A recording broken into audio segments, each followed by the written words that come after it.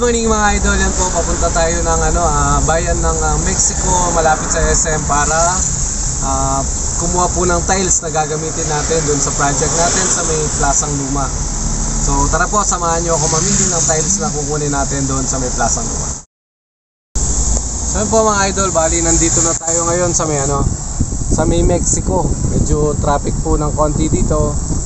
So yan po, medyo bahagya lang yung galaw ng mga sasakyan. So yan po, bali nakalagpas na tayo sa traffic. Nandito na rin tayo sa pupuntahan natin. So yan po ang floor center. So dyan po natin pipick upin yung mga tiles. So yan, bali po pumick up tayo ng 20 by 100 na mga color brown na tiles, parang wood po sila. So dito po yun sa may floor center.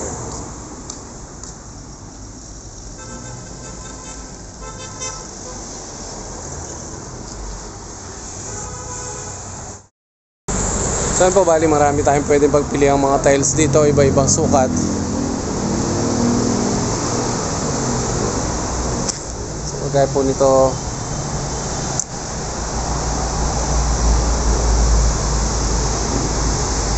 tapos ito medyo glossy naman po. Kung gusto po nyo mamili ng mga tiles na gagamitin sa bahay, yan po, napakarami dito sa may floor center, dito po sa tabi ng SM Pampanga. So bali po yan yung McDonald's. Tapat po siya ng McDonald's dito sa may San Fernando. Tabi rin po siya ng Wilcon. So yun po, bali kinakarga na yung ating mga tiles na gagamitin para sa mga kwarto dun sa ginagawa natin sa may Plasang Luma.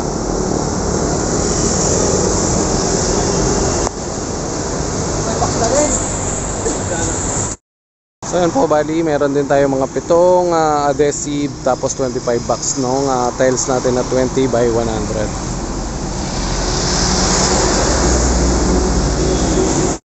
So bali nakarga na yung 25 bucks natin na tiles, tapos 7 sako ng adhesive. Tara, balik na tayo sa site para po masimulan na nila mailagay. Tayo sa site para ibaba na po nila yung ating mga nakuhang tiles sa may floor center.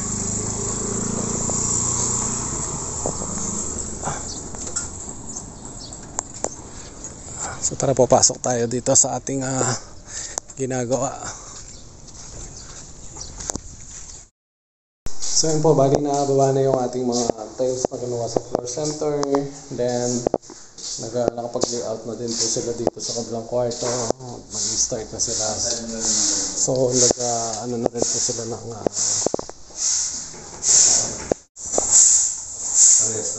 ano na sila ng adhesive.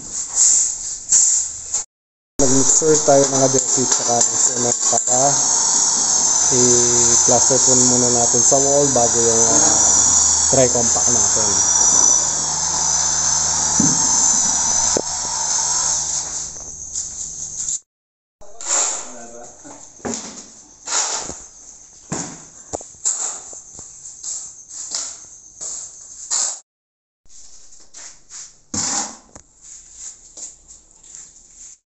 So yun po, dahil lunch break, uwi po muna tayo ni Michael. Ayan po, kasabay natin si Michael na uwi. So 12 o'clock na po, lunch break muna tayo. Balik po tayo mamaya after lunch.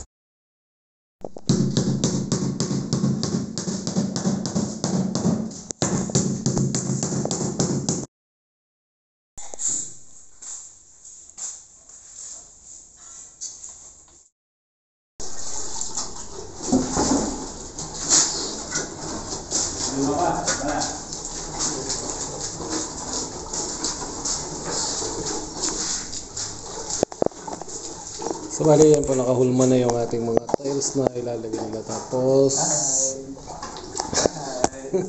nag-mixture po sila ng natin, adhesive plus cement. Tapos po yan, bubuhusan niyo yung ating mga dry pack.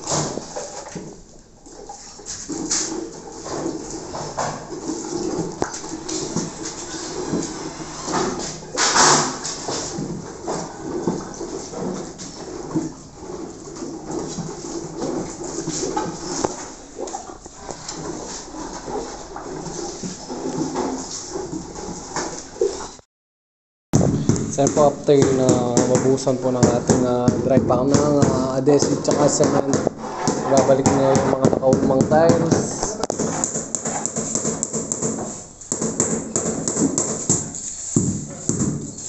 So ganyan po yung parang tiles natin dito. Dry pack, tapos po mixing tayo ng adhesive tsaka cement.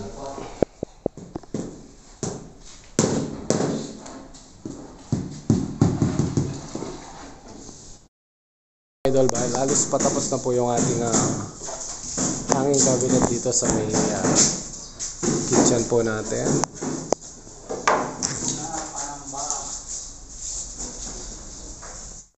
So yun po mga idol, tingnan natin yung kinalabasan ng pagtitiles dito sa loob ng isang kwarto.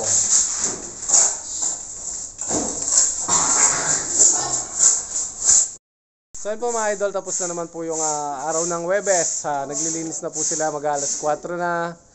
So yan po, tingnan natin yung paglilinis nila dito sa loob. So yan po, bali si Jomar po naglilinis na sana dito sa loob para at least bukas pagdating natin is malinis na po yung ating pagtatrabahuan. So yan po, malapit na matapos yung cabinet natin dito sa sala.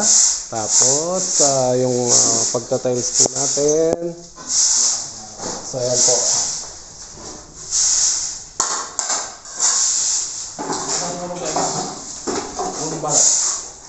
So bali po mga idol, maraming salamat po sa patuloy na pagsuporta sa amin dito.